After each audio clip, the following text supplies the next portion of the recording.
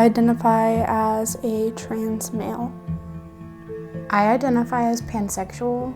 I identify as gender fluid, and I use they, them pronouns. I identify as bisexual. I identify as a transgender male, also gay, and foster youth.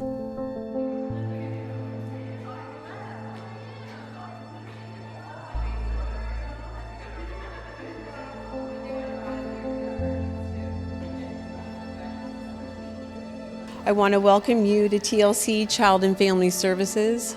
TLC has spent the last 45 years working with foster families, foster youth, and foster children. And it's really been in the last 20 years that TLC's been evolving alongside the LGBTQI community. Today, we confidently work with youth through transitioning. We often are the accepting family, accepting in a way that not all biological families can stand up and be. Research shows, and we kind of know this intuitively, if we go through something hard and there's someone there alongside us, it's okay, we can get through it.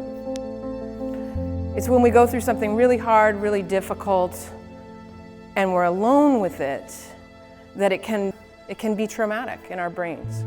And so the reason I'm saying that as a psychologist is because in the room, we're undoing aloneness. Coming here today, we're undoing aloneness. I kind of started to think about it when I was about 9 years old, and then when I was 11 is when I first came out to myself. Last year I was identifying as transgender, but then I started realizing I don't know if I'm quite there yet. I was born as a female, but I've never really felt that way ever since I can remember, really. How do you identify? That might have an answer, but it's also like a path. Identity is something you have to discover yourself. Nobody can make it for you. You have to make it yourself. It's not like I'm supposed to wear this label of gay or transgender or foster. It's more just that's kind of in me, but it's not the whole me. It makes me very unique. That's what I know. Gay people, we have to come out and say we're gay, whereas, straight people don't have to come out and say they're straight or anything like that. It puts all the pressure. If someone else could ask us, not just assume the sort of the normal.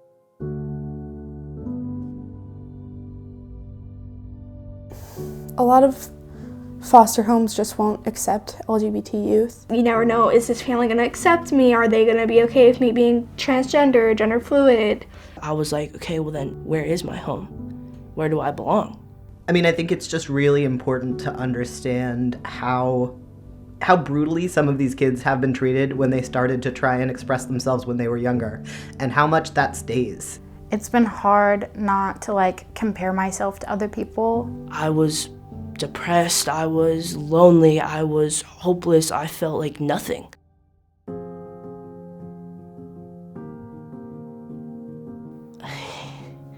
To me, it's amazing. It's felt like a safe haven for me. After so many years of hiding and being cautious, I finally get to actually express who I want to be.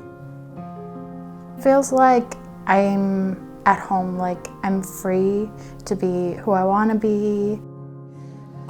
Today has been really meaningful to me, that just having our voices heard and not hiding.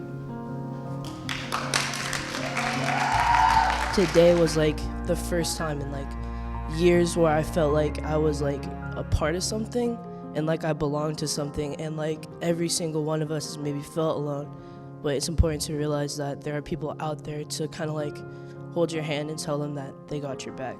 Oh man, when they're allowed to be who they are, it's just a different world for them. Some of the most powerful experiences I've had here at TLC is really watching people standing up taller, their hearts opening up to feel like they actually have a voice and someone's there to listen and care for them. For our kids anyway, they've really thrived. They're doing really well.